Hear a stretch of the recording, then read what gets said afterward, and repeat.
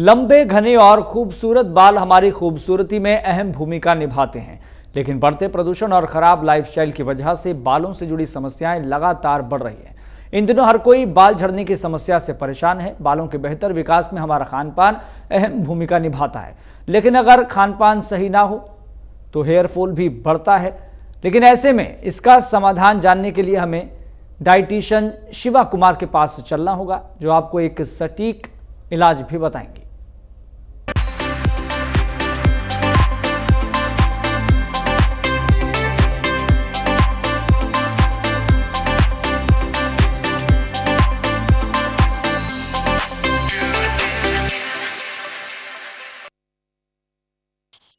Hello, नमस्ते, सत श्री अकाल। कैसे हैं आप सब? उम्मीद करते हैं आप सेफ होंगे, सुरक्षित होंगे। मैं हूं डाइटिशियन शिवा। आज हम बात करने हैं हेयर लॉस के ऊपर। हर बच्चा, हर बड़ा एक ही चीज़ पे जाता है कि एलोपेशिया बहुत ज़्यादा हो रहा है या बैल्ड पैचेस है जो बहुत ज़्यादा हो रहे हैं। गंजापन आना नॉर्मल बात है, लेकिन थिनिंग ऑफ हेयर्स वो भी विद एज आने के बजाय प्रायर ऑफ द एज आना ये नॉर्मल बात नहीं है। आइए इस चीज़ से बात करें कि हाई प्रोटीन डाइट्स के बावजूद भी हमारा प्रोटीन प्रोफाइल है जो बेटर क्यों नहीं हो रहा।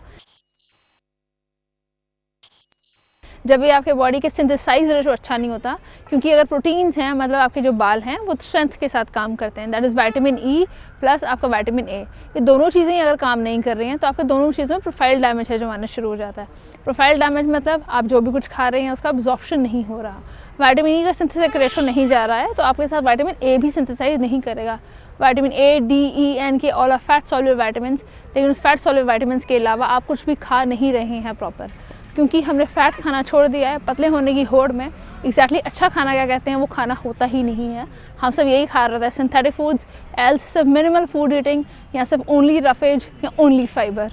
आइए इस चीज़ पे बात करें। अगर नरिशमेंट रेशो हमारी कम होती है तो क्या क्या इफेक्ट है जो बॉडी देना शुरू करती है। ऐसा कैसे हो गया कि सारे जिम जाने वाले हैं जो बहुत बाल उनके बहुत पतले होने शुरू हो गए हैं, या ऐसा कैसे हो गया कि जो लोग बहुत एक्सट्रीम डाइट्स कर रहे हैं तो उनके साथ भी इम्यूनिटी पे इश्यूज़ हैं जो आने शुरू हो गए हैं।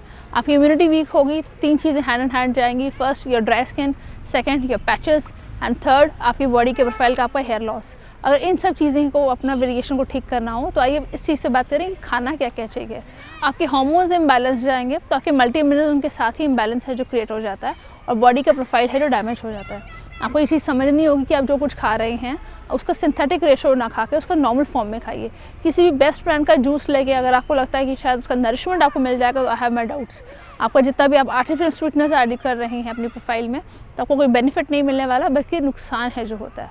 आइए इस चीज़ पर समझें कि क्या क्या खाना चाहिए। आप जितना कुछ खाना खा रहे हैं कोशिश करें आधा पौना चम्मच 3 से 4 दिनों बाद एटलीस्ट देसी घी का है जो लेना शुरू कीजिए। सर्दियाँ आ रही हैं, ड्राई रेशो होनी शुरू हो जाएगी, ड्राई स्किन के साथ साथ बॉडी प्रोफाइल है जो चेंज होनी शुरू हो जाएगी। आपको बारी बारी प्यास लगने के बजाय हम पानी पीना बंद कर देते हैं। तो इतने सारे चेंजेस को कॉम्प्लिकेट करने के बजाय उन चीज़ों को सिंपल एंड मिनिमल करना चाहिए। इसमें खाने में क्या क्या खाना है इस पर बात करते हैं।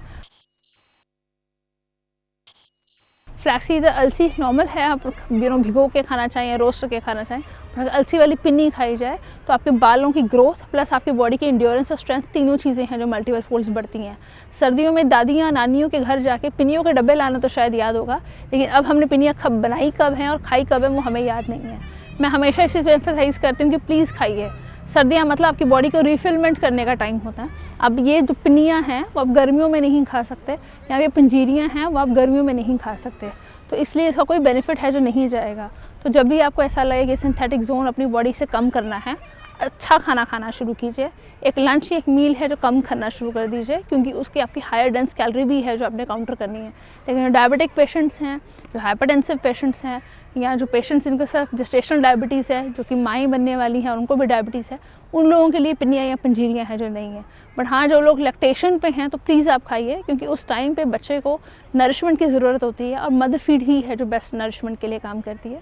तो इसलिए वो सब खाइए। आपको एक्सट्रीम हेयर लॉस हो तो विटामिन ई लेना शुरू कीजिए और बॉडी का प्रोफाइल हो ठीक है। Thank you so much for joining in.